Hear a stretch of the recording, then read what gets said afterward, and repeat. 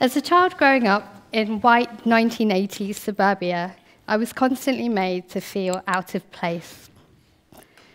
At middle school, kids used to call me the P word, or they used to tell me that I smelt of curry almost every day. I couldn't eat pork, but dinner ladies used to tell me that the pork dishes were made with turkey, just so that they could avoid getting the vegetarian alternative out of the fridge. Usually a plate of grated cheese with a boiled egg on top, what was known in the 80s as a salad, because this was pre-Jamie Oliver. Even in the 90s at sixth form, I was out of place. I never really fitted in. The only place that I didn't feel that way was in stories. And even then, I had to make a place for myself in them, imaginatively. So I transformed the tiger who came to tea into a Bengal tiger.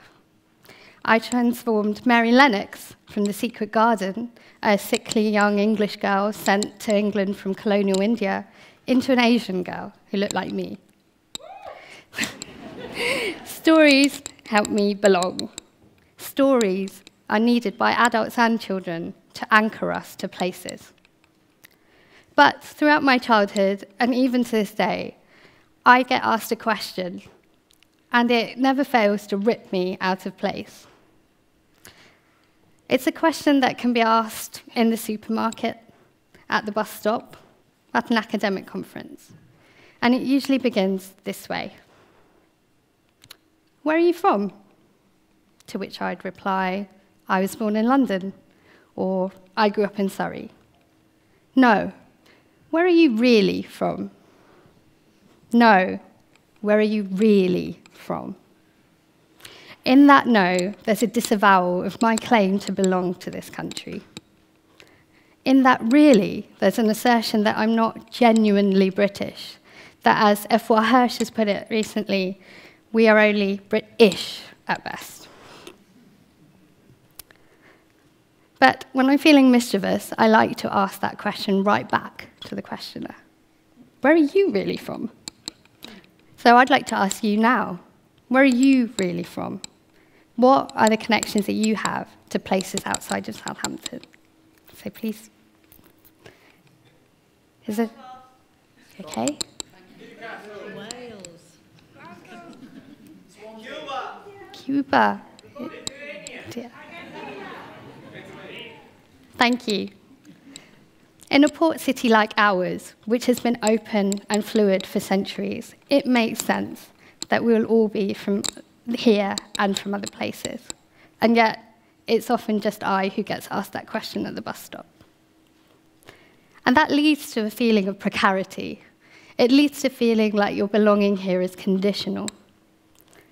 In 1992, when the BNP elected its first councillor to the Isle of Dogs, I began to have a recurring nightmare. I began to think that there would be a hammering knock at our door, that we would be put into a van, we'd be told to leave our possessions and our friends behind, and we'd be put on a plane and we'd be sent back to the place that we really belong. It was a nightmare, my mum reassured me. And my white friends told me I was being paranoid. But in the last few months, and the scandal that's come to light regarding the Caribbean migrants to this country who've lived here for over 50 years as British citizens and who have still been sent back, we can see that that nightmare has been sliding horrifyingly into reality. And it didn't require the election of an overtly fascist party to come about. All it required were the slight changes of names, of definitions, and of legal terms. Each of those deportations that's taken place is an erasure of a story, of a claim to belong to this country. And the Windrush activists who've been bringing the scandal to light have been doing so by mobilizing stories. Through them, they've been telling us that the relationship between Britain and the rest of the world has been predicated on Britain's exploration, colonization, and exploitation of other countries. It's been said before, but reiterated this week by the MP David Lammy, we are here because you were there. And yet, our lives still feel so precarious. Those comings and goings have been happening for centuries, not decades. 400 years, 500 years, and yet our lives here still feel precarious. To that end, I'd like to offer you 3 stories that made me feel a little bit more like I fit into place. They made sense of why I was here, and through them, they represent the suffering, sacrifice, and endurance that underpin Britain's relationship to the rest of the world. I think they're the stories of who we all are. As such, they're rich with wonder, courage, joy, and sorrow. So I'd like to ask you what you think is happening in this picture and where you think it's taking place.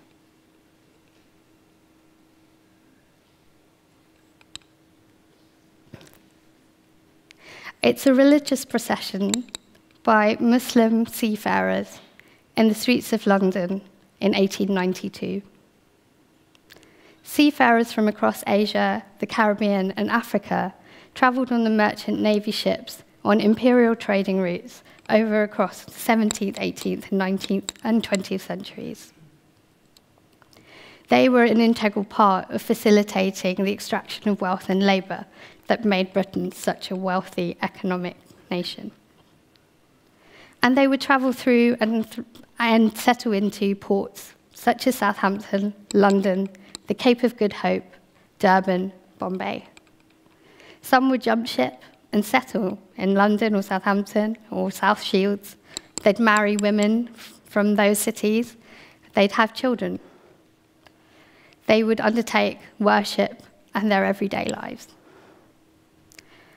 This is a procession called Muharram that would take place annually in the streets in London in the 19th century. It used to be celebrated by Shias, Sunni Muslims, and Hindus too, though now it's considered to be a Shia festival. As part of this festival, the Muslim seafarers would make a papier-mâché tomb, which they would lavishly decorate, and then they would carry it upon their shoulders through the streets. This would attract public attention and interest, and inevitably press coverage. So we have this illustration and a long article in the Illustrated London News in 1892.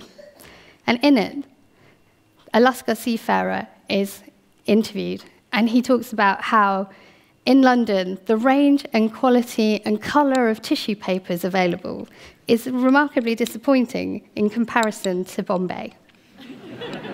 I love this image. I love this bit of detail from this archival story.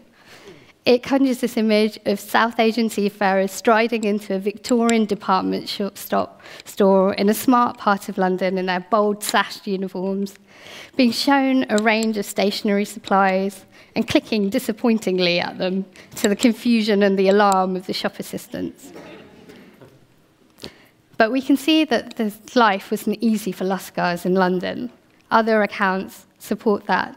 Even in this article, it tells us that this year, the procession was unobserved by the general public because the year before, they'd faced so much abuse and violence en route. They were an integral part of the trade that made the British Empire so successful. They worked on the Peninsular and Oriental ships, they worked on the British India steamships, and many more. They were treated poorly and given meagre supplies. They were here because we were there. In these stories, too, there is kindness, compassion, and even chocolate.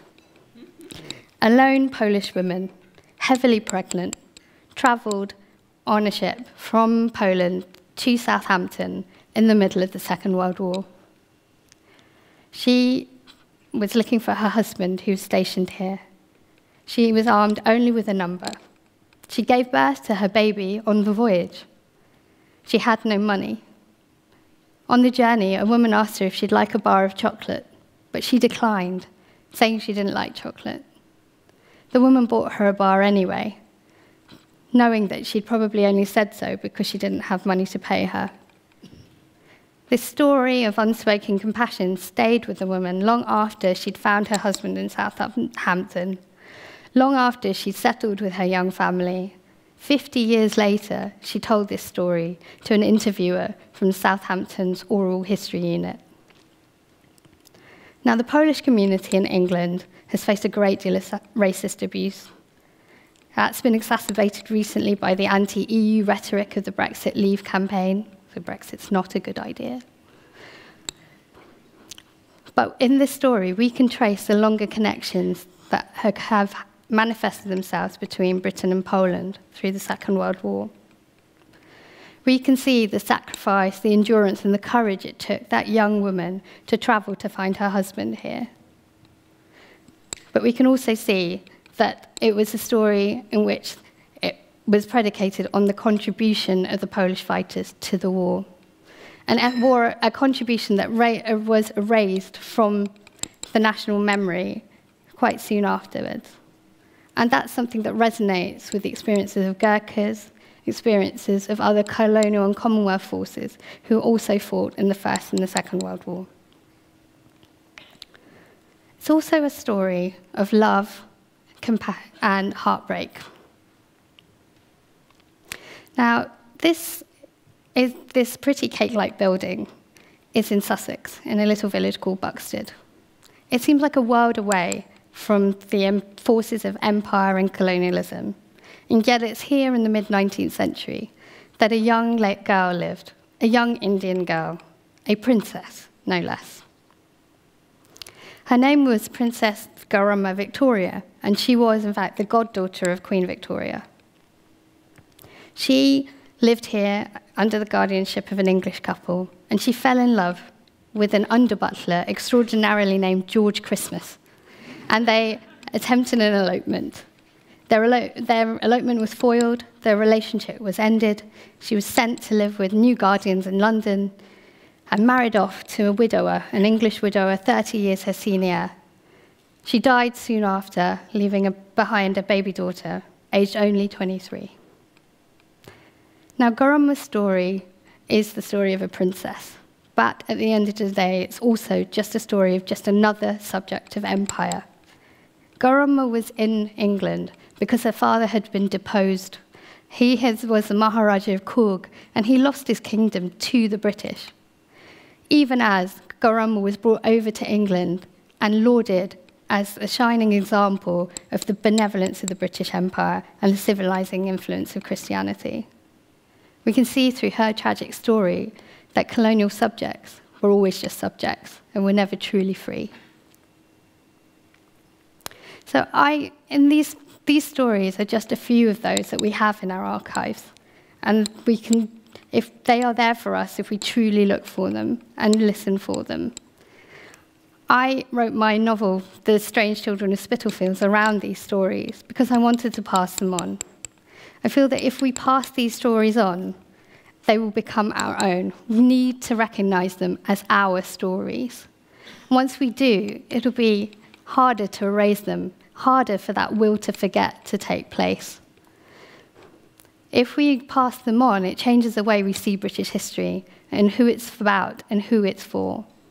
When we pass these stories on, we see how it changes the way we see our present community and the courage it takes to leave everything behind and start anew here.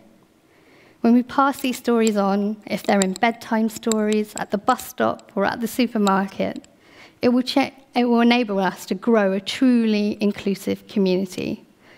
A community where belonging is no longer precarious or conditional. A community where we are all home.